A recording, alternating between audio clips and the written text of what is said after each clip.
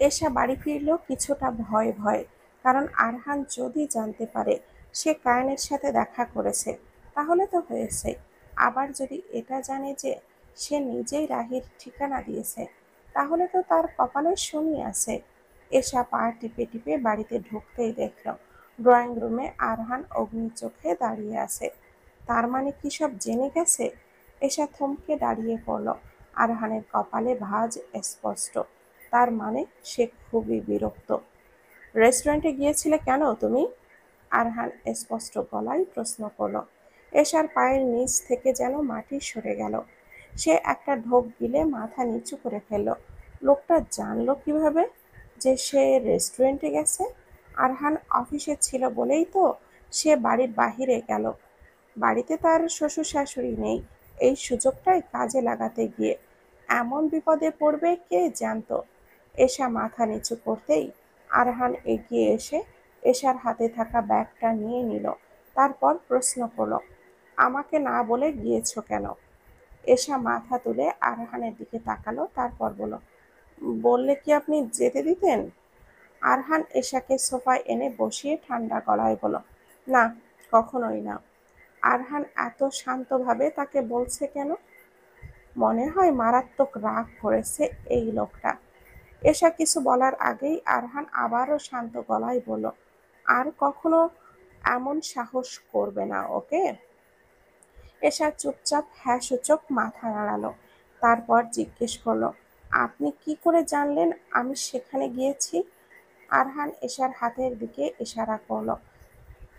এশার হাতে থাকা সেই ব্রেসলেট যেটা বিয়ের আগে এশার নিরাপত্তার জন্য আরহান বিশেষ জিপিএস দিয়ে বানিয়ে দিয়েছিল।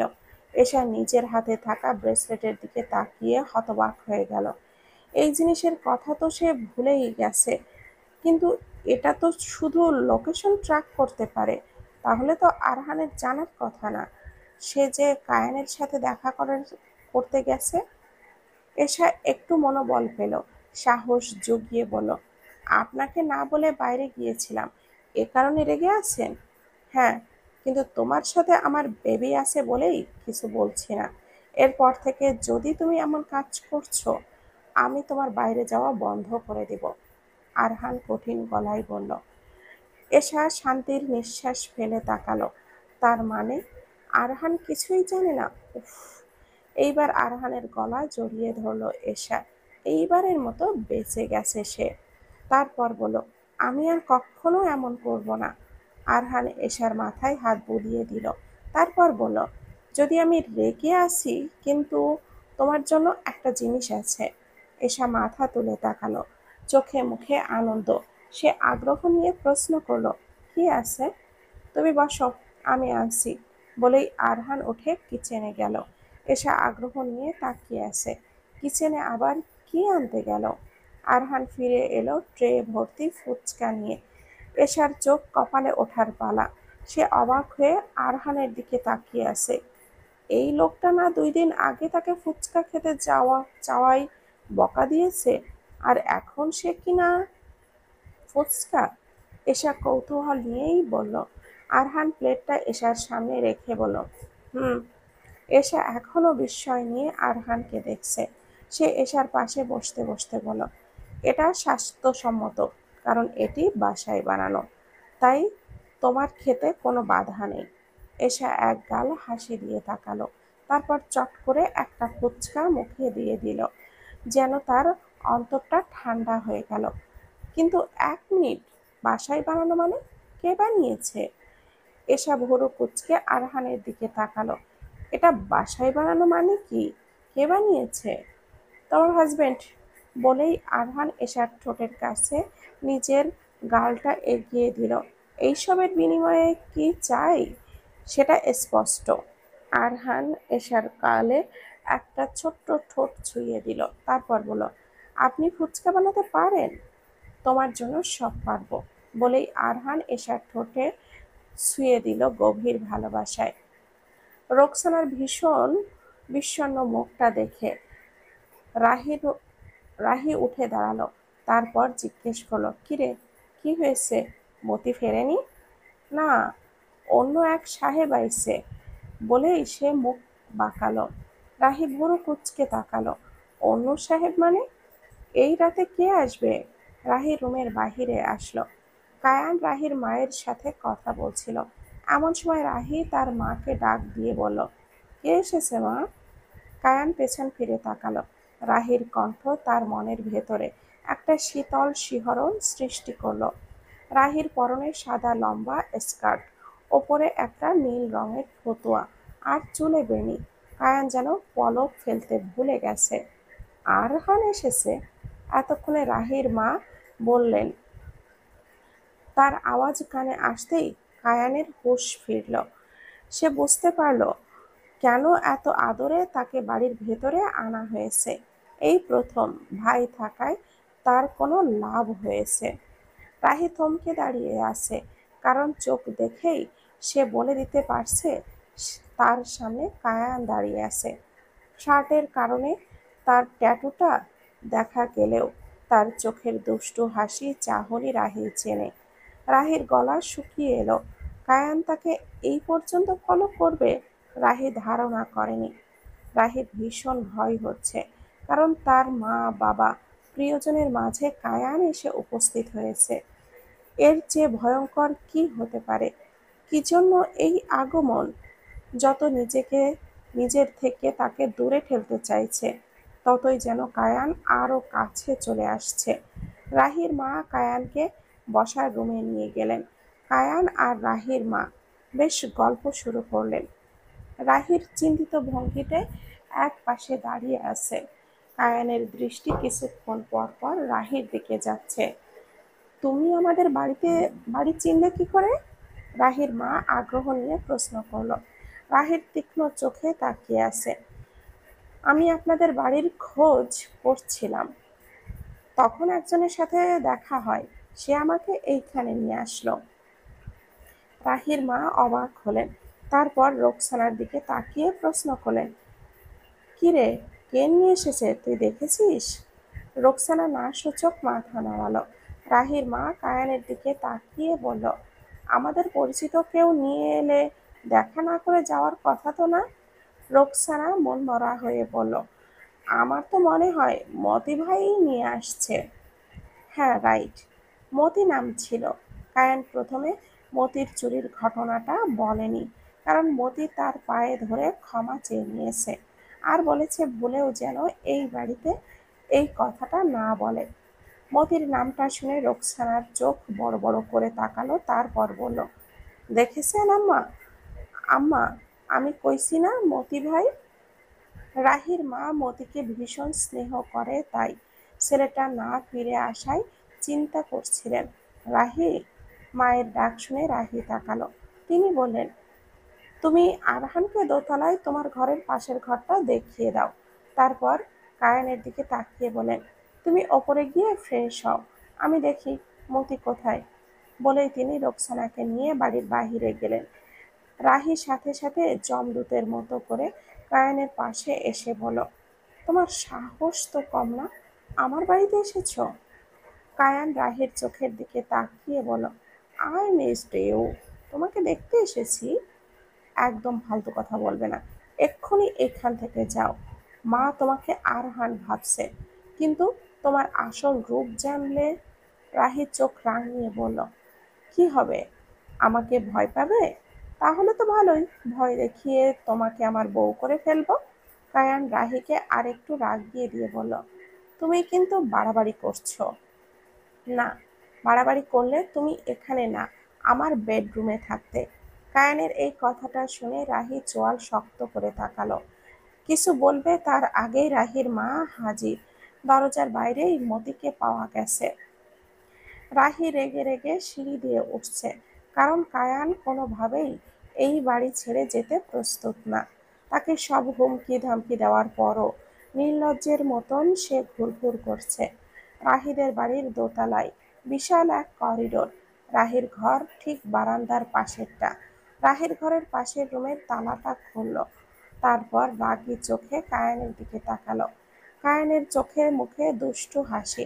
রাহির সেই হাসি দেখে গা জ্বলে যাচ্ছে। কাল সকাল সকাল এই বাড়ি থেকে বিদেয় হবে, বুঝেছ? কি বলেছি? কায়ান রুমের ভেতরে ঢুকে বলে, আর যদি বিদেয় না হই?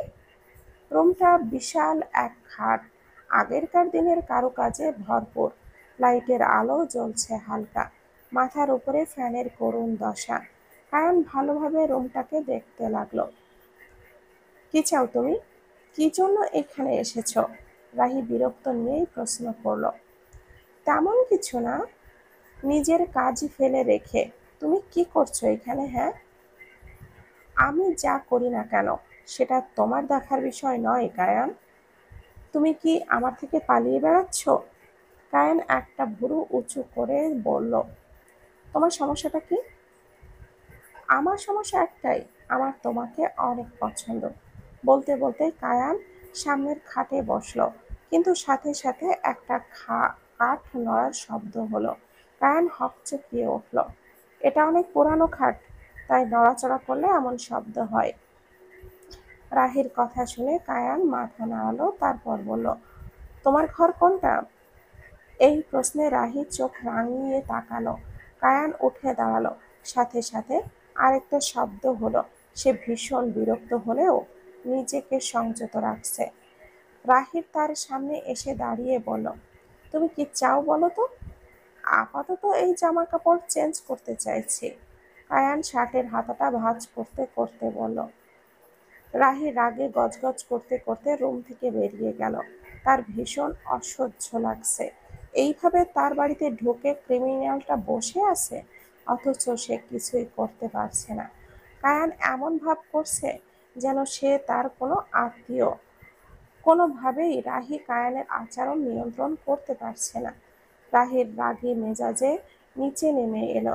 রান্নাঘর থেকে রোকসানার খিলখিলি হাসির আওয়াজ তার কানে এলো। রাহি উঁকি দিয়ে দেখতেই দেখলো মতি আর সে একসাথে গল্প করতে বসেছে। রাহি চুপ করে দরজার পাশে দাঁড়িয়ে বলল, কিরে মতি? রাহির কথা শুনে মতি হকচকিয়ে উঠে দাঁড়ালো। তারপর অতি ব্যস্ত হয়েই বলল, জি আপা, ওপরের ওই লোকটাকে তুই বাড়িতে এনেছিস? রাহির চোখে রাগ স্পষ্ট। মতি একটু ঢোক গিলে বলল, উনি তো বলল আপনারে খুঁজছে, তাই।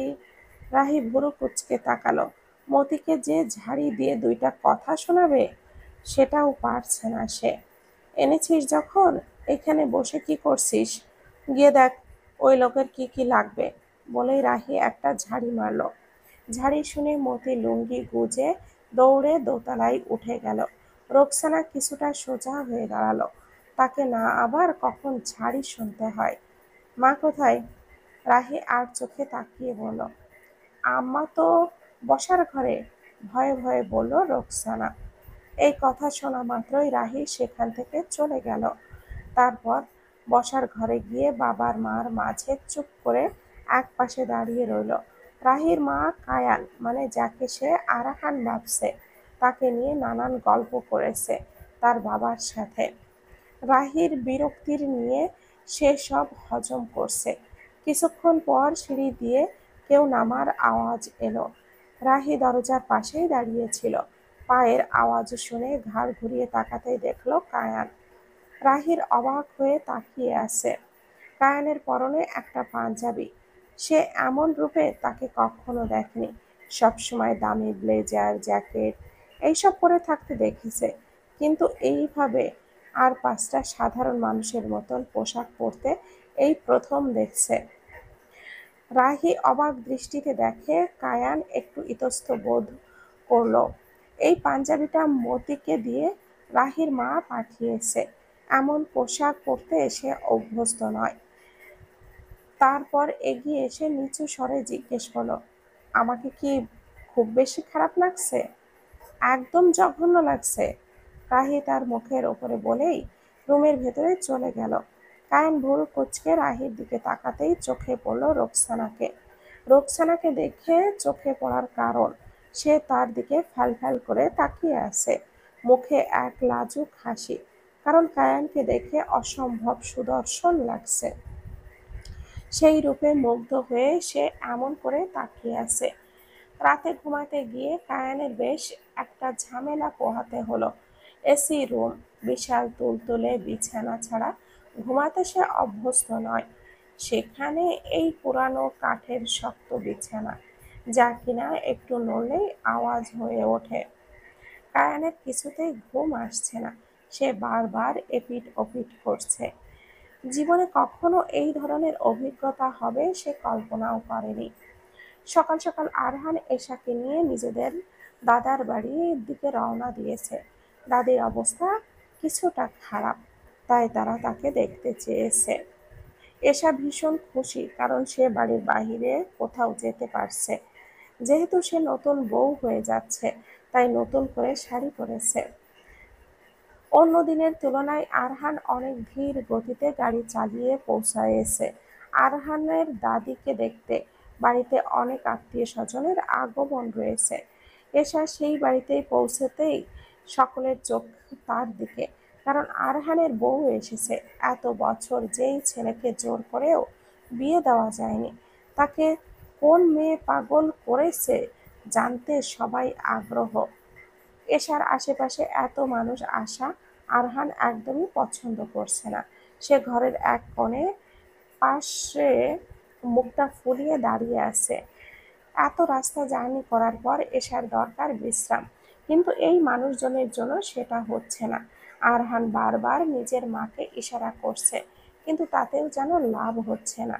শেষমেশ সে যখন এশাকেও ক্লান্ত অবস্থায় দেখল, তখন সে এগিয়ে এসে এশাকে সবার সামনে কোলে তুলে রুমের থেকে নিয়ে চলে গেল।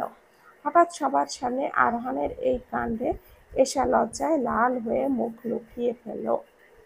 আপনার কি মাথা খারাপ হয়ে গেছে? কি করছেন? এশা নিচু স্বরেই বলল। এইভাবে না আনলে ওরা তোমাকে আরো বসিয়ে রেখে নিজেদের কথা দিয়ে টর্চার করত। আরহানের মা বেশ অপ্রস্তুত হয়ে গেলেন। যেহেতু এটা গ্রামের বাড়ি, এখানকার লোকজনের মন মানসিকতা অন্যরকম। কিছু মধ্যবয়সী মহিলা ফিসফিস করছে, এই মেয়ে তো দেখি জাদুটোনা করেছে তোমার ছেলের ওপরে। আরহানের মা এইবার নীরবতা ভাঙলেন। এশাকে নিয়ে এমন আজে বাজে কথা তার একটু শুনতে ভালো লাগছে না। তিনি অনিচ্ছা সত্ত্বেও একটু হাসলেন, তারপর বললেন, এইসব কথা বলবেন না। মেয়েটা অনেকটা পথ সফর করেছে, তাই। এদিকে আরহান এশাকে নিয়ে রুমে চলে এলো। এশা লজ্জা ও রাগে গাল ফুলিয়ে বসে আছে, এইভাবে সবার সামনে। উফ, লোকটার কোনো কাণ্ডজ্ঞান নেই। সবাই কি বলবে ভেবে এশার লজ্জায় মরে যেতে ইচ্ছে করছে।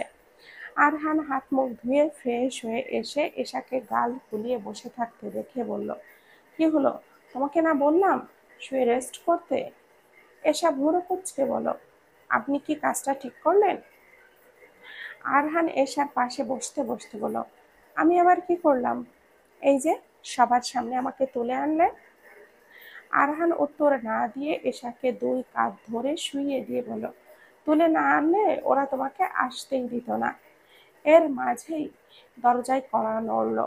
এশা উঠে যেতে চাইতেই আরহান বলল, একদম না, চুপচাপ শুয়ে থাকো, আমি দেখছি। আরহান দরজা খুলতেই দেখা গেল একটি মেয়ে দাঁড়িয়ে আছে। মেয়েটির নাম অহনা। তার চোখ মুখ মলিন হয়ে আছে। আরহান ভুরু কুঁচকে তাকালো। অহনা তার রুমের দরজায় দাঁড়িয়ে আছে কেন? অহনা একটু স্বাভাবিক হয়ে প্রশ্ন করলো, একটু ভেতরে আসতে পারি? কি কারণে? আর আরহান স্পষ্ট প্রশ্ন করতেই অহনা তাকে তোয়াক্কা না করে ভেতরে ঢুকে বলল, তোমার বউকে দেখবো তাই। আরহান এমন বেপরোয়া আচরণে যেন তাকে আরহান একদমই পছন্দ করছে না। অহনাকে দেখে এশা উঠে বসলো। অহনা হলো আরহানের বড় চাচার ছোট মেয়ে। কয়েক মাস আগেও যার সাথে তার বিয়ে দিতে এই পরিবার উঠে পড়ে লেগেছিল, কিন্তু আরহান মত দেয়নি বলেই বিয়েটা হয়নি।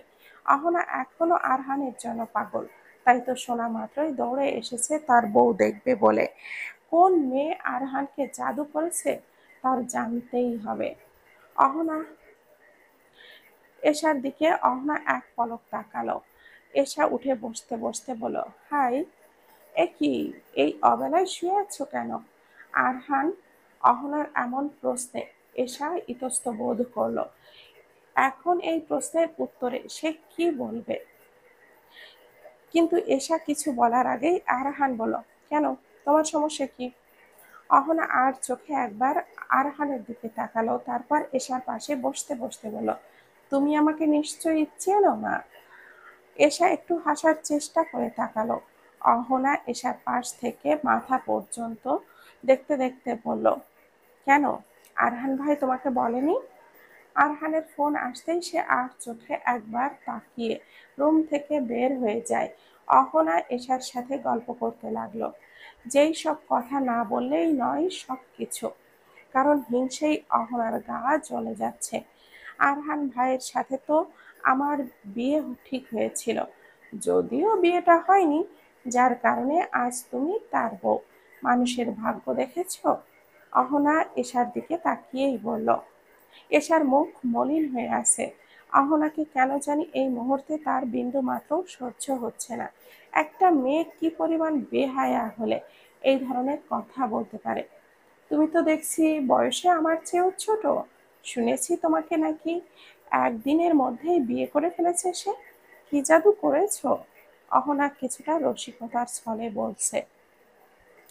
এশার ভেতরটা রাগে ফুঁসতে লাগলো, কিন্তু সে অহনাকে কিছু বুঝতে না দিয়েই হাসার চেষ্টা করলো। কি হলো, তুমি তো দেখি কথাই বলছো না, অসুস্থ নাকি? ও, আর অহনা ভুরু কুঁচকে জিজ্ঞেস করলো। না, আমি একটু ক্লান্ত, এই আর কি, শান্ত গলায় বলল এশা। ও, তাহলে তাই বলো। আমি ভাবলাম তুমি আবার আমার উপরে রাগ করেছো। বলেই অহনা উঠে দাঁড়ালো। তারপর বলল, আচ্ছা, তুমি তাহলে রেস্ট নাও। আরহানের দাদু বাড়ির কেউই জানে না এশা প্রেগনেন্ট। আরহানের মা বারবার করে নিষেধ করে দিয়েছেন কাউকে যেন কিছু না বলা হয়। এই বাড়ির মানুষজন একটু অন্যরকম। আরহান অহনাকে বিয়ে না করার জন্য অনেক ক্ষিপ্ত। কখন কার বদনজর লেগে যাবে বলা তো আর যায় না। সকালে রাহি ঘুম থেকে উঠে প্রথমেই কায়ানের ঘরটায় এলো। নিজের মনের সন্দেহ সে কিছুতেই দূর করতে পারছে না। রাহি ঠিক কায়ানের রুমের সামনে এসে দাঁড়ালো, তারপর হালকা উঁকি দিয়ে তাকাতেই দেখলো ভেতরে কেউ নেই। রাহি আরেকবার রুমের ভেতরে তাকালো। একি, কোথায় সে? রাহির বুকের ভেতর ধক করে উঠল। সে ঠিক জানতো কায়ান কোনো না কোনো উদ্দেশ্যে এইখানে এসেছে। রাহি দৌড়ে সিঁড়ি বেয়ে নিচে নামলো। এদিকে সেদিকে তাকালো, কোথাও কেউ নেই। এখন যে সে খুব সকাল হয়েছে ব্যাপারটা এমন নয়। তাহলে মা বাবা কোথায়? বাড়ির দরজার সামনে মতিকে দেখা গেল। রাহি দৌড়ে গিয়ে বলল, এই মতি, বাবা মা কোথায়? মতি নাস্তা করছিল। রাহির কথায় মুখের রুটি জলদি গিলে বলল, তারা তো সকালবেলায় বাইরে বের হয়েছে, নতুন যে সাহেব আসছে তার লগে। বের হয়েছে মানে? কোথায় গেছে? রাহির কণ্ঠে উৎকণ্ঠায় ভরপুর। কইতে পারুম না, দিঘির পাড়ে যাইতে দেখছি। মতির কথা শুনে রাহি এক মুহূর্ত অপেক্ষা না করে দিঘির দিকে দৌড়ে গেল। এই দিঘি তাদের বাড়ি থেকে খানিকটা দূরে। রাহি সেখানে পৌঁছে কাউকেই পেল না। এরপর সে আরো সামনে এগিয়ে যেতে থাকলো। সামনে যেতে যেতে গ্রামের জোড়া পুকুর মাঠের সামনে তাদের পাওয়া গেল। রাহি রীতিমতো হাঁপিয়ে গেছে। রাহি হাঁপিয়ে হাঁপিয়ে বলল, তোমরা কি করছো এখানে? আমরা তোমার স্যারকে একটু গ্রামটা ঘুরিয়ে দেখাচ্ছি, সে নাকি এই প্রথম গ্রামের বাড়িতে এসেছে। বলেই রাহির বাবা হো হো করে হেসে উঠলেন। কায়ানও মুচকি হাসছে, তবে তার চোখ রাহির দিকে স্থির। কায়ানের পাশেই রাহির মা দাঁড়িয়ে প্রশ্ন করলেন, আমাদের খুঁজে পেলে কি করে? মতি বলেছে। রাহি একটু দম নিয়েই বলল। রাহির বাবা মা বেশ আগ্রহ নিয়ে কায়ানকে গ্রাম দেখাচ্ছে। তারা দুজন সামনে আর কায়ান রাহি পেছনে। রাহি কঠিন চোখে কায়ানের দিকে এমন ফুরফুরা মেজাজটা খেয়াল করছে। কায়ান আস্তে আস্তে গলা নামিয়ে বলল, একটা দারুণ খবর আছে। রাহি গম্ভীর গলায় প্রশ্ন করলো, কি খবর? আশরাফ মির্জা দেশে ফিরেছে। রাহির চোখ বড় বড় করে তাকালো, তারপর বলল, তুমি কি করে এই খবর জানলে? কায়ান বিজয়ের হাসি দেখে বলল, আমার সোর্স আছে। রাহি চিন্তায় পড়ে গেল। এত বড় একটা ক্রিমিনাল দেশে ফিরবে, অথচ তাদের হাত পা বাঁধা। সত্যিকার অর্থে কিছুই করার নেই কারণ, কারণ সরকারি নথিতে বলেছে আরশাদ মির্জা মৃত। অনেক উপরের কারোর হাত আছে এইখানে। রাহি কিছুক্ষণ চুপ থেকে বলল, কিন্তু কেন ফিরছে? কায়ান ব্যঙ্গাত্মক হাসি দিয়ে বলল, তার একমাত্র ভাগ্নির বিয়ে উপলক্ষে। রাহি হতবাক হয়ে তাকালো। এত অবাক হচ্ছ কেন তুমি? কায়ান প্রশ্ন করল। অবাক হচ্ছি এই ভেবে যে কি সহজে এই দুর্ধর্ষ ক্রিমিনালগুলো ঘুরে বেড়াচ্ছে। একজন তো আমার চোখের সামনে দাঁড়িয়ে আছে। বলেই রাহি আর চোখে তাকালো। তাহলে বোঝো তোমাদের আইনের কি দশা। যদিও পুলিশ রেকর্ডে আমার বিরুদ্ধে কোনো মামলা নেই, কায়ান তাচ্ছিল্য স্বরেই বলল, তোমার নামে আমি মামলা করব। রাহির চোখ রাঙিয়েই বলল, কি মামলা দিবে? জোরপূর্বক চুম্বন আদায়ের মামলা? কায়ান ঝুঁকে এসে জিজ্ঞেস করলো।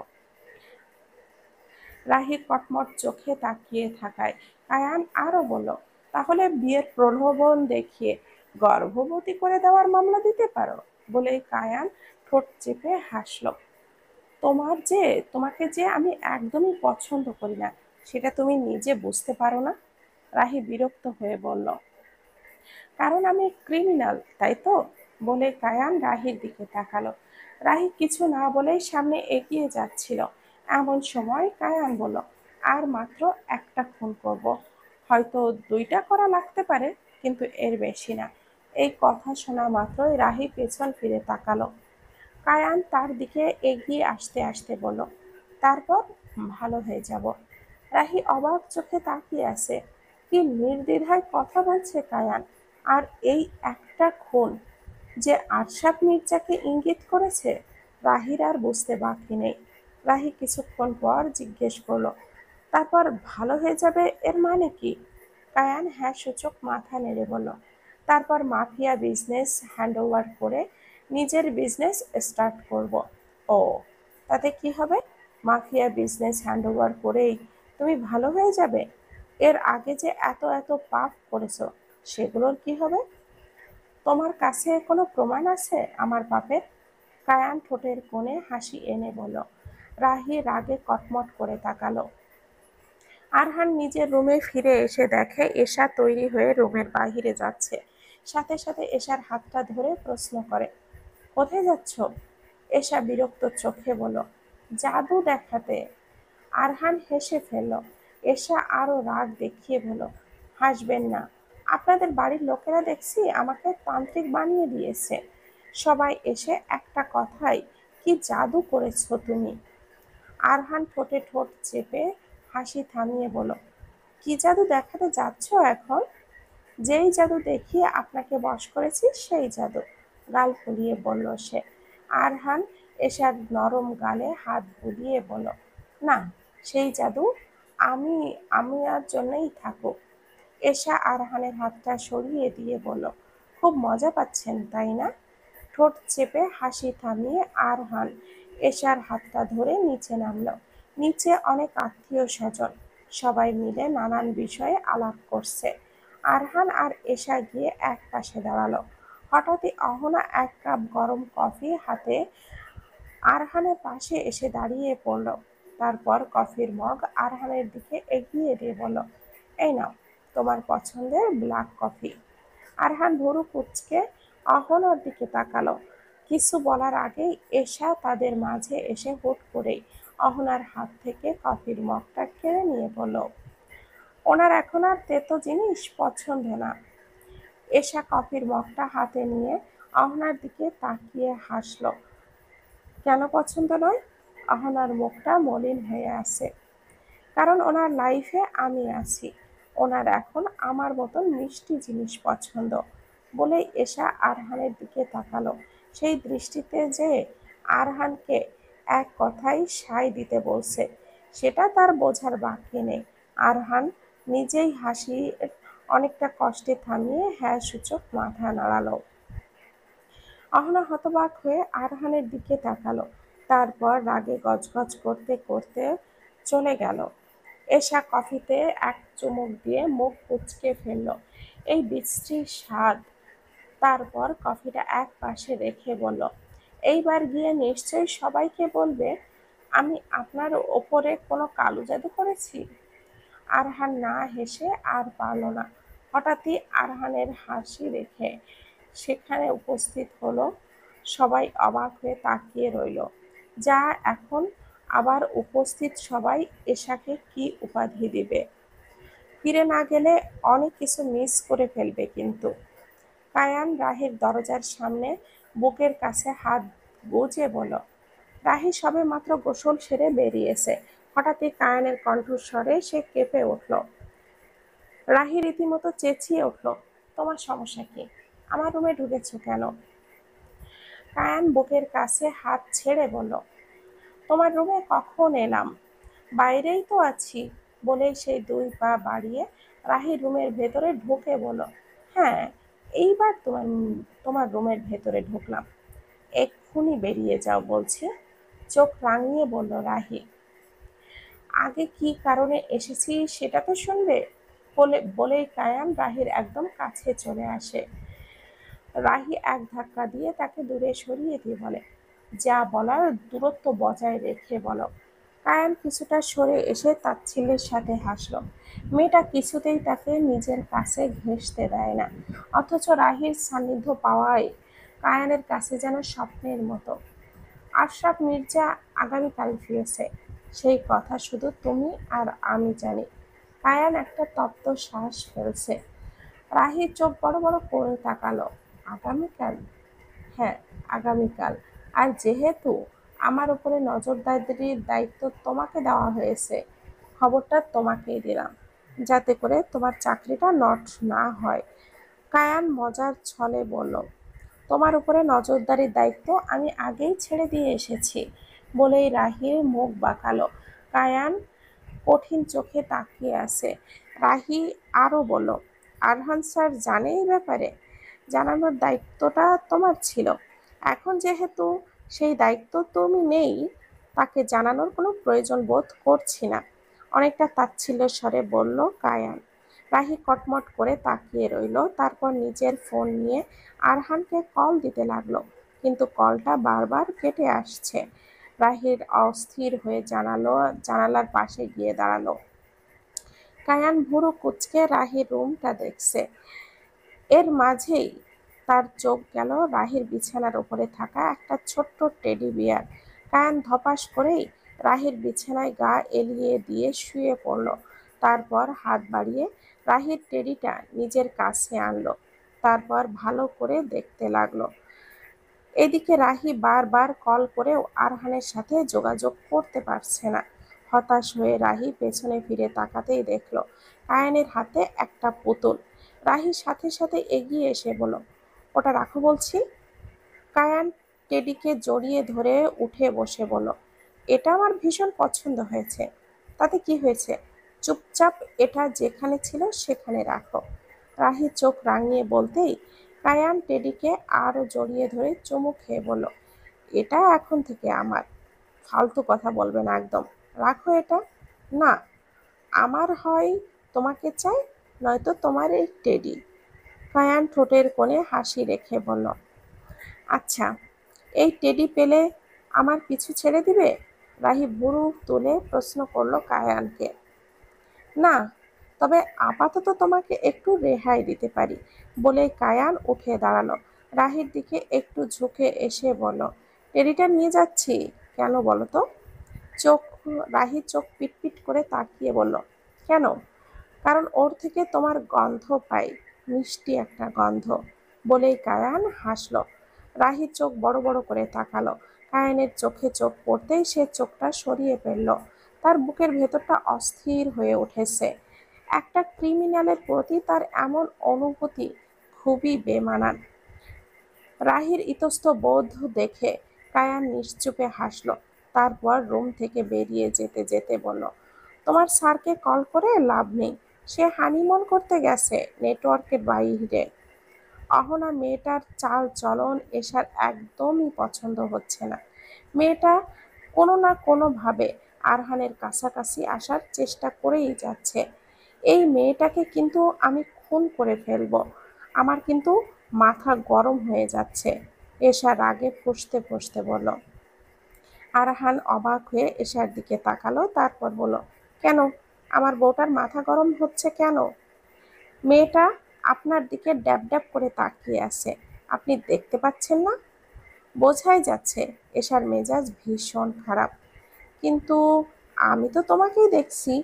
এশার কানের পাশে চুল গুজে দিয়ে বলল আরহান। হ্যাঁ, আর আমাকেই দেখবেন, অন্যদিকে চোখ পড়লে একদম।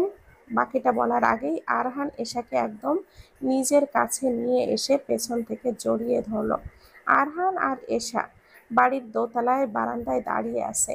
নিচের উঠোনে বাড়ির ছোটরা সবাই বসে নানান গল্প করছে।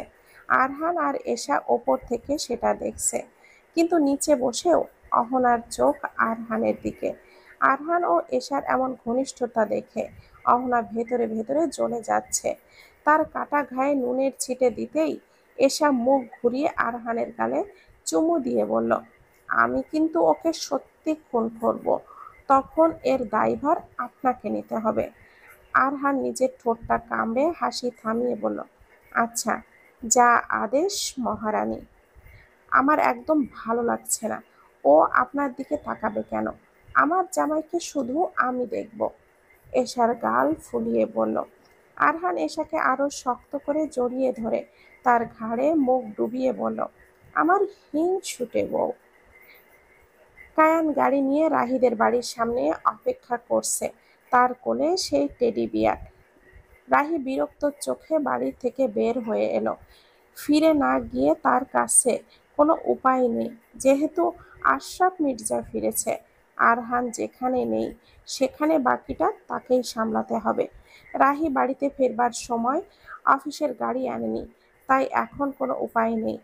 এই বদমাইশের সাথেই তাকে ফিরে যেতে হবে। নিজের টেডিকে কায়ানের কোলে দেখে রাহির বিরক্তিটা আরও বাড়ছে।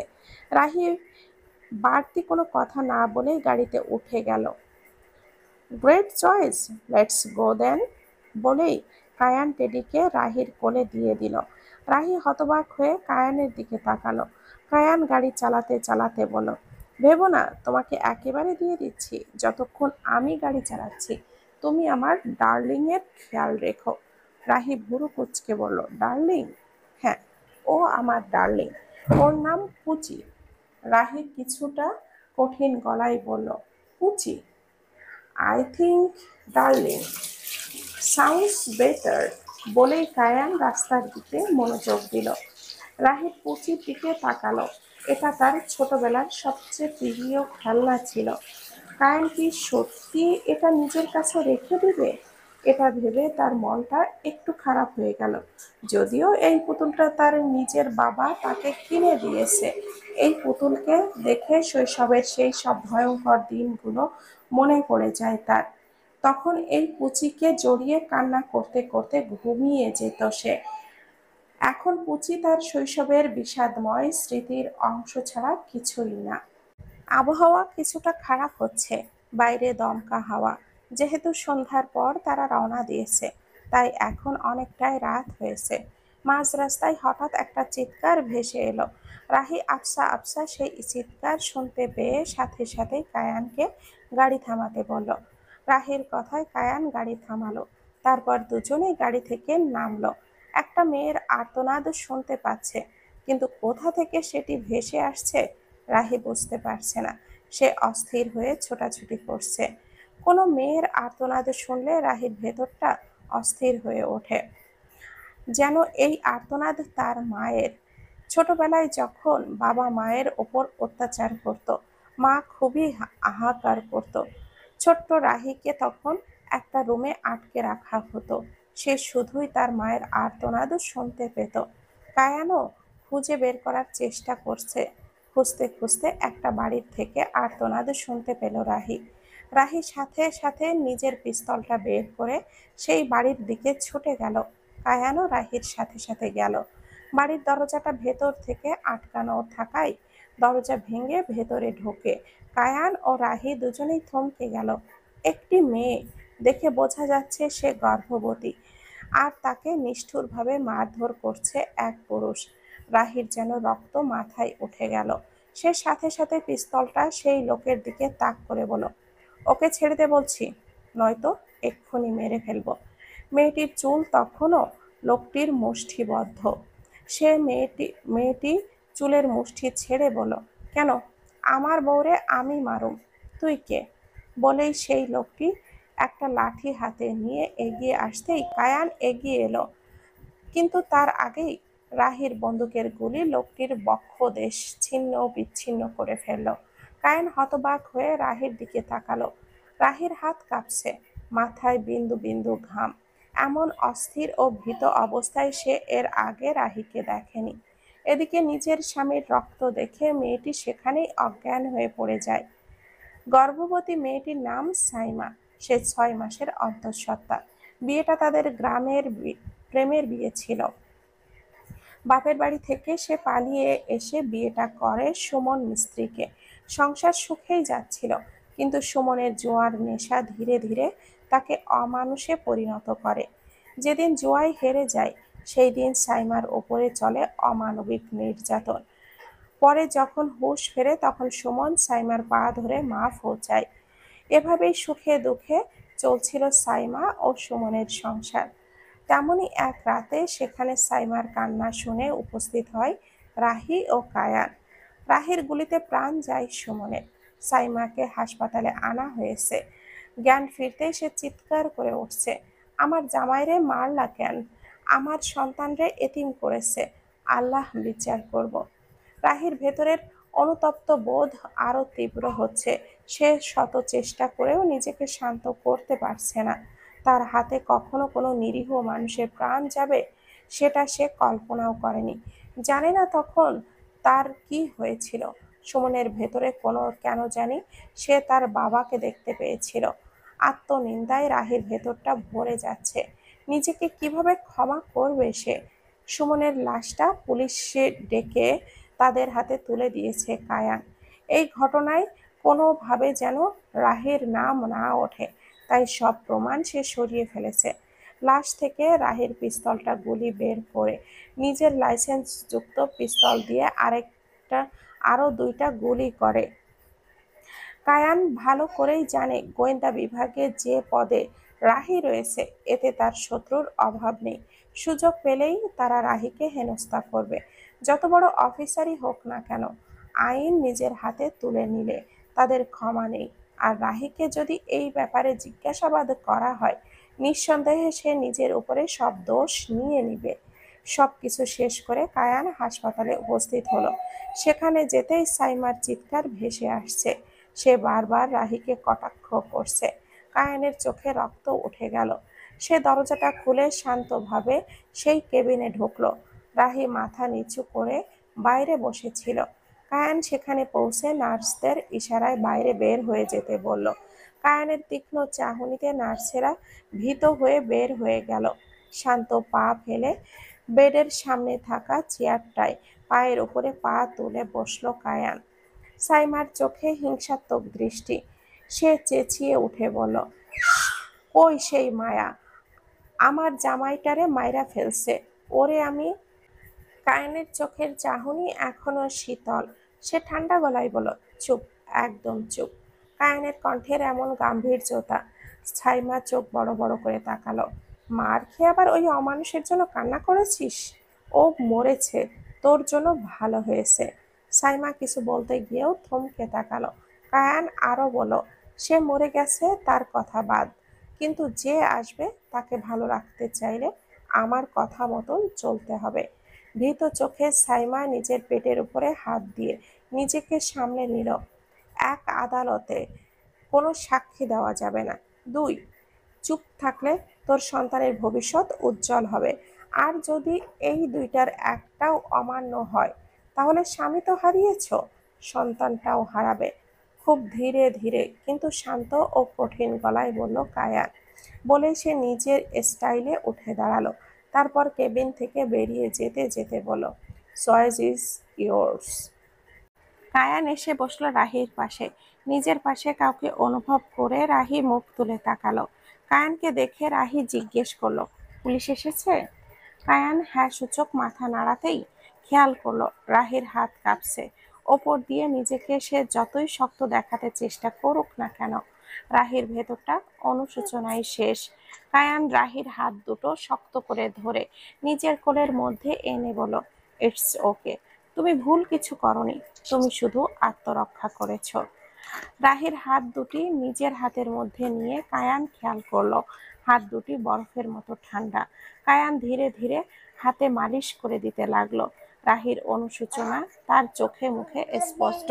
সে সে না সূচক মাথা নেড়ে বলল, ভুলটা আমার, আমি নিজের তিক্ত অতীতের রাগ ছেলেটার উপর। রাহির কথাটা শেষ করতে পারলো না, তার আগেই কণ্ঠ কেঁপে উঠল।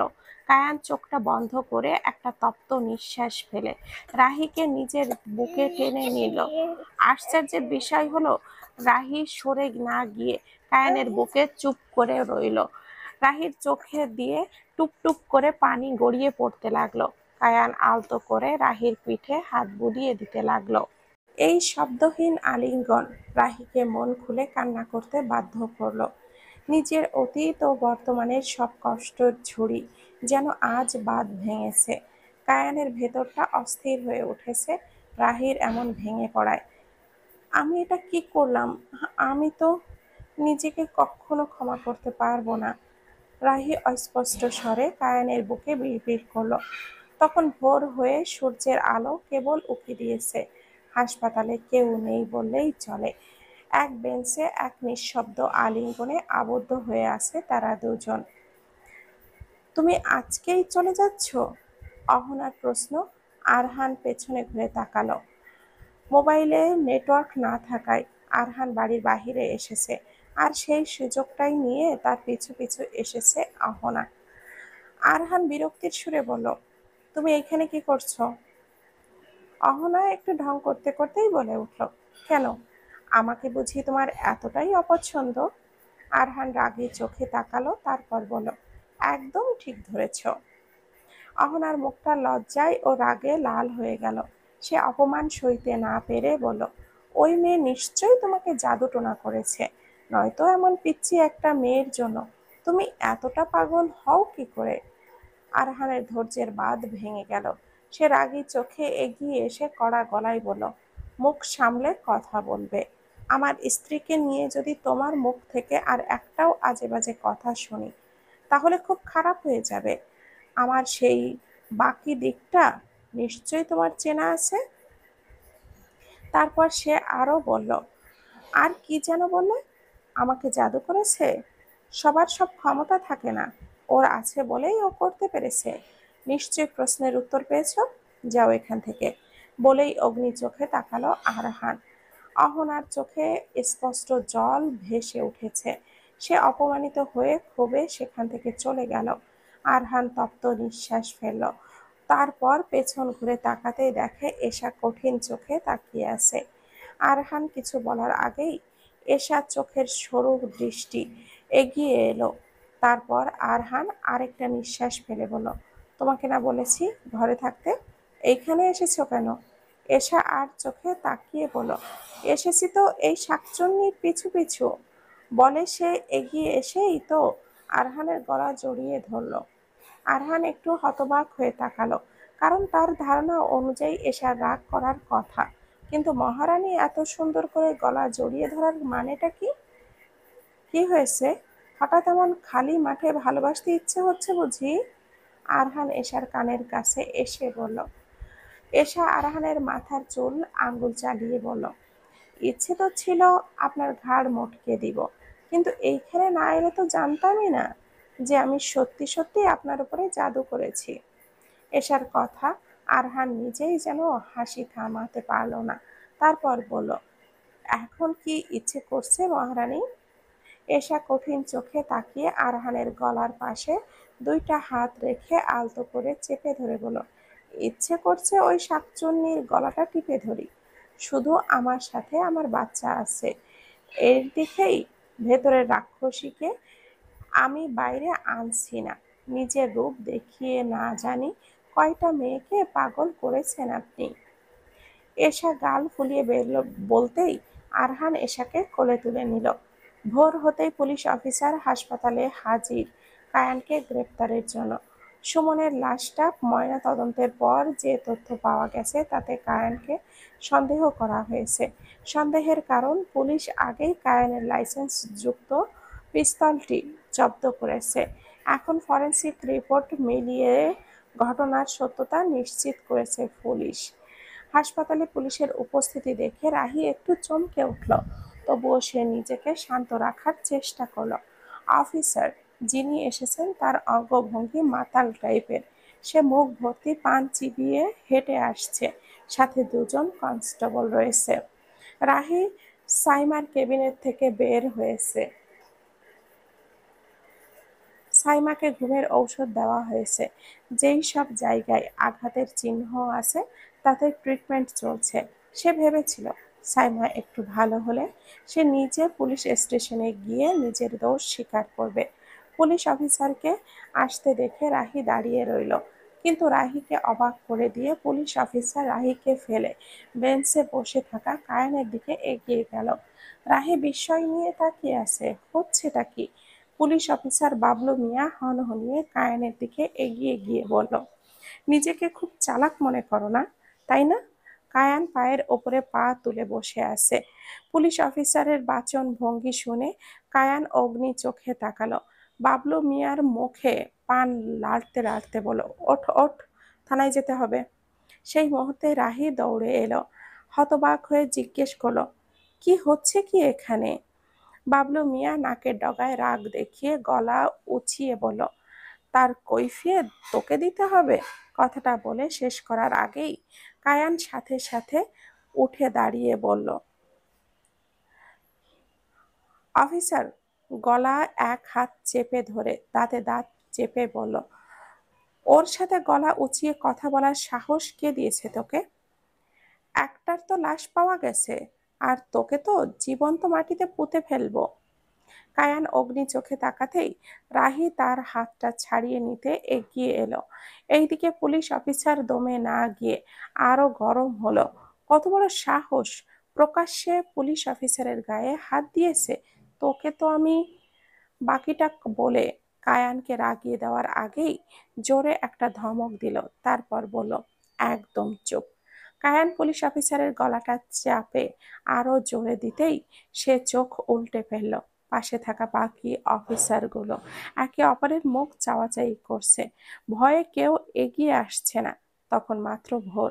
হাসপাতালের স্টাফ ছাড়া কেউই নেই। রাহি কায়ানের হাতটা সরিয়ে দেওয়ার চেষ্টা করে শান্ত গলায় বলল, কায়ান, ওনাকে ছাড়ো বলছি। কায়ানের চোখে মুখে তখনও আগুনের ফুলকি। তার ইচ্ছে করছে এই অপদার্থকে এক্ষুনি এইখানে মেরে ফেলে। শুধু রাহি আছে বলে বেঁচে গেল। কায়ান শেষবারের মতন অফিসারের গলায় আরেকটা চাপ দিয়ে নিজের হাতটা সরিয়ে আনলো। কায়ানের হাত থেকে ছাড়া পেয়ে অফিসার জোরে জোরে নিঃশ্বাস নিয়ে কাশতে লাগলো, যেন সে এক মুহূর্তের জন্য মৃত্যুর স্বাদ পেয়ে গেছে। রাহি দেরি না করে প্রশ্ন করলো, আপনারা ওকে গ্রেপ্তার করতে এসেছেন কেন? বাবলু মিয়া তখনও নিঃশ্বাস নিতে ব্যাকুল। সে পাশে থাকা কনস্টেবলকে ভাঙা কণ্ঠে বললেন, এই মেয়েকে আমার সামনে থেকে সরা। অফিসারের এমন তুচ্ছ-তাচ্ছিল্যের কারণে রাহির মেজাজও ভীষণ গরম হচ্ছে। কায়ান মুষ্টিবদ্ধ করে আবারও এগিয়ে আসতেই রাহি কায়ানকে থামিয়ে দিল। তারপর পকেট থেকে নিজের আইডি কার্ডটা বের করে অফিসারের মুখে সামনে ধরল। রাহির কার্ডটা দেখে অফিসারের চোখ কপালে ওঠার উপক্রম হলো। দম বন্ধ হয়ে যেন এক্ষুনি মরে গেলেই ভালো হলো। অফিসার সাথে সাথেই সোজা হয়ে দাঁড়িয়ে রাহিকে স্যালুট জানালো। সাথে দুজন কনস্টেবলও তাকে অনুসরণ করলো। রাহি কঠিন চোখে তাকিয়ে বলল, কি জন্য এসেছেন এখানে? জি ম্যাডাম, আমরা এই খুনিকে ধরতে এসেছি, অফিসার নরম গলায় বলল। কায়ান বুকের কাছে হাত গুজে অফিসারের দিকে ভৎসনার দৃষ্টিতে তাকিয়ে আছে। ও খুনি আপনাকে বলেছে? রাহি ভুরু কুঁচকে জিজ্ঞেস করলো। বলেছে মানে? আমাদের কাছে প্রমাণ আছে। সুমন নামের ছেলেটিকে এই বদমাশ গুলি করে মেরেছে। রাহি নিজের কানকে বিশ্বাস করতে পারছে না। সে ঘাড় ঘুরিয়ে কায়ানের দিকে তাকিয়ে দেখে কায়ান বেঞ্চে বসে পায়ের উপরে পা রেখে দুলিয়ে যাচ্ছে। কি সব বলছেন? রাহি অফিসারকে আরেকটা ধমক দিয়ে বলল, আমি বলছি না ম্যাডাম, ফরেন্সিক রিপোর্ট বলছে। বিনয়ের সাথে বলল অফিসার। অতঃপর আরো বলল, দেখেন না খুন করে কেমন ঠান্ডা মাথায় বসে আছে, কত বড় বদমাস। রাহি নিজের কানকে বিশ্বাস করতে পারছে না। কায়ান কোনো ঝামেলা করেনি তো, নয়তো এত রিল্যাক্সে কি করে সে বসে আছে। কিন্তু পিস্তলের গুলির রিপোর্ট কি ভুল করে এলো? রাহি কিছুতেই কিছু বুঝতে পারছে না। এই সুযোগে অফিসার বাবলু মিয়ার হ্যান্ডকাপটা নিয়ে কায়ানের দিকে এগিয়ে গেল। তারপর বলল, থানায় গিয়ে থানায় নিয়ে গিয়ে বোঝাবো অন ডিউটি অফিসারের গায়ে হাত তোলার শাস্তি কি। কায়ান তাচ্ছিল্যের দৃষ্টিতে তাকাতেই কয়েকজনের পায়ের আওয়াজ পাওয়া গেল। বেশ তাড়াহুড়োর মধ্যেই রুবান এবং সাথে একজন উকিল এসে হাজির। কায়ানের ঠোঁটে ততক্ষণে বাঁকা হাসি ফুটে উঠেছে। সে নিজের স্টাইলে উঠে দাঁড়িয়ে অফিসারের দিকে তাকালো। তারপর বলল, কি জানি বলছিলে? থানায় যেতে হবে? উকিলের দিকে আর চোখে তাকিয়ে বলল, অফিসার বাবলু। কায়ানের উকিল এগিয়ে এসে বলল, না যেতে হবে না, এই যে জামিনের কাগজপত্র। অফিসার বাবলুর চোখ বেরিয়ে আসার উপক্রম হলো। সে ভালো করে প্রতিটা কাগজ দেখতে লাগলো। কায়ান রুবানের কাঁধে সাব্বাস জানিয়ে হাত রাখলো। তারপর রাহির দিকে এগিয়ে গিয়ে বলল, অনেক হয়েছে, চলো এখান থেকে। ওইসব কি হচ্ছে? রাহি হতবাক হয়ে প্রশ্ন করতেই কায়ান বলল, আগে আমার সাথে চলো, তারপর বলছি। কথা শেষ হওয়া মাত্রই কায়ান রাহির হাতটা ধরে তাকে সেখান থেকে নিয়ে আসে। ফরেন্সিক রিপোর্ট এলোই তো 1 ঘন্টা আগে, আপনারা এর মাঝে জামিনের কাগজ নিয়ে হাজির? পুলিশ অফিসার তখনও হতবাক। জি, কায়ান চাইলে সব সম্ভব। আপনি জলদি কাগজ দেখে বিদেয় হন, আমি বাড়ি গিয়ে একটু ঘুমাবো। উকিল সাহেব হাই তুলতে তুলতে বলল, ব্যাপারটায় কিছু তো আমি বুঝলাম না। অফিসার হতাশ গলায় বলল। রুবান গম্ভীর গলায় বলল, আপনার কিচ্ছু বুঝতে হবে না, কাগজপত্র নিয়ে বিদেয় হন। কায়ান রাহিকে নিজের গাড়িতে করে নিয়ে যাচ্ছে। রাহি একটু পর পর প্রশ্ন করছে, তোমার সমস্যা কি? তুমি আমাকে কিছু বলছো না কেন? রাহি শেষমেশ বিরক্ত হয়েই বলল, বেশি প্রশ্ন করবে না, এমনিতেই তোমার চক্করে কাল রাতের থেকে কিছুই খাইনি। কায়ান নিজে আরো বিরক্তি হয়ে বলল। রাহি এবার চেঁচিয়ে উঠল, আবারও কথা এড়িয়ে যাচ্ছ? তোমাকে আমি একবারও খেতে না করেছি? কায়ান স্পষ্ট রাহির দিকে তাকিয়ে বলল, আসো তোমাকে খাই। রাহি দাঁত কিরমির করে নিজের রাগটা কমিয়ে বলল, গাড়ি থামাও, আমি তোমার সাথে যাব না। তুমি যেতে বাধ্য। আগে বলো এইসব কি হচ্ছে? গুলি তো আমি করেছি। অফিসার তোমাকে কেন নিতে এসেছে? কারণ আমি চাই না এই সামান্য কারণে তোমার সম্মানে আঘাত লাগুক। সামান্য কারণ? কায়ান, এটা সামান্য কারণ না। আমি একটা মানুষ খুন করেছি, আমি খুনি। ওয়াও গ্রেট, তুমিও খুনি, আমিও খুনি। You can kiss me now. Kayan, I am serious. রাহির রাগ দেখিয়ে বলো, I am serious too sweetheart. তোমার চুমোর জন্য সিগারেটও ছেড়ে দিয়েছি। রাহি একটা দীর্ঘশ্বাস ফেলল। রাগারাগি করে তার এনার্জি শেষ। সে কিছুক্ষণ চুপ থেকে আবারও বলল, এইসব করে কি লাভ হচ্ছে তোমার? কেন এইসব করছো? করছি কারণ আমি মনে করি তুমি ভুল কিছু করনি। যে পুরুষ নিজের গর্ভবতী স্ত্রীকে মারতে পারে তার বেঁচে থাকার অধিকার নেই। এইটুকুর জন্য মেয়েটির বড় কোনো ক্ষতির হাত থেকে বেঁচে গেছে। আর এমন একটা অপদার্থকে খুনের দায় নিজের ওপরে নেওয়ার কোনো মানেই হয় না। তাহলে তুমি কেন নিজের উপরে সবটা নিয়েছো? রাহি হতাশ গলায় বলল। তারপর আরো বলল, যে কিনা সারা জীবন নিজের অপরাধের কোনো প্রমাণ রাখেনি, সে কেন লাশটা পুলিশের হাতে তুলে দিল, তাও নিজেকে অভিযুক্ত করে? এতই যখন আমাকে বাঁচাতে চেয়েছো, লাশ গুম করনি কেন? তুমি নিজের উপরে কেন দোষ নিয়েছো? কায়ান হঠাৎ গাড়ির স্পিড বাড়িয়ে দিল। তারপর একটা জায়গায় এসে গাড়িটা থামালো। রাহি রীতিমতন ভীত চোখে তাকালো। গাড়ি থামিয়ে কায়ান জানালা দিয়ে বাহিরে তাকালো। রাহি তার দৃষ্টি অনুসরণ করতেই দেখতে পেল একটি কবর। রাহি থমকে তাকিয়ে রইল। কি বলবে সে জানে না। কায়ান এই জায়গায় কেন গাড়ি থামালো? কায়ান কিছুক্ষণ সেই কবরের দিকে তাকিয়ে থেকে আবারও গাড়িটা স্টার্ট করলো। তারপর নিজে থেকেই বলল, কবরটা আমার বাবার। বাবাকে হারালেও এই কবরটা আমার কাছে শান্তির জায়গা। এইখানে এলে মনে হয় যে এই যে আমার বাবা আমার কাছে। বলেই কায়ান থামলো। রাহি চুপ করে আছে। কায়ান বাকিটা বলতে গিয়েও বলল না। বাকিটা রাস্তা কেউ কোনো কথা বলল না। কায়ান গাড়িটা রাহির গাড়ির সামনে থামলো। রাহির বাড়ির রাহির একটু অবাক হয়ে তাকালো। এই অ্যাড্রেসটাও তো কায়ানের জানা আছে। তারপর দুজনেই গাড়ির থেকে নামলো। কায়ান গাড়িতে হেলান দিয়ে দাঁড়িয়ে আছে। হঠাৎ বুকের ভেতরে একটা চাপা কষ্ট অনুভব করলো রাহি। সে কায়ানের সামনে রাগী চোখে এসে দাঁড়ালো। তার এই জীবনে আজ অবধি কোনো পুরুষ তাকে এইভাবে আগলে নেয়নি। তাকে আগলে রাখার মতন কেউ যে এই জীবনে আসবে সেটা সে কখনো কল্পনাও করেনি। সব সময় নিজেই নিজেকে সামলে নিয়েছে। আজ এত বড় একটা ভুলের পরও রাহি রাগ কমিয়ে শান্ত দৃষ্টিতে কায়ানের দিকে তাকালো। তারপর নরম গলায় বলল, আমি যা করেছি সেটা ভুল ছিল। আমার ভুলের দায়ভার তুমি কেন নিজের উপরে নিচ্ছ? স্বার্থ ছাড়া এই পৃথিবীতে কেউ কিছুই করে না।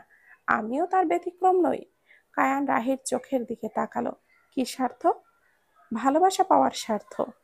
কায়ান এমনভাবে কথাটা বলল যেন সে এক সাধারণ মানুষ, যেন তার অধীনে কোনো ক্ষমতা নেই, যেন সে চাইলেই জোর করে রাহিকে তুলে নিয়ে যেতে পারে না, যেন চাইলেই রাহিকে নিজের বন্দিনী করে রাখতে পারে না। হে কেমন ব্যাকুলতার চাহনি তার চোখে! রাহির চোখে জল ছলছল করতে লাগলো। কায়ান ব্যতিব্যস্ত হয়ে এগিয়ে এলো। তারপর মুহূর্তেই রাহিকে নিজের বুকে টেনে নিল। রাহি সরে এলো না, কিন্তু নিজের বাঁধনে তাকে জড়িয়ে নিলও না। এ কেমন অসহায়ত্ব! নিজের সাথে আর কত লড়াই করতে হবে তার!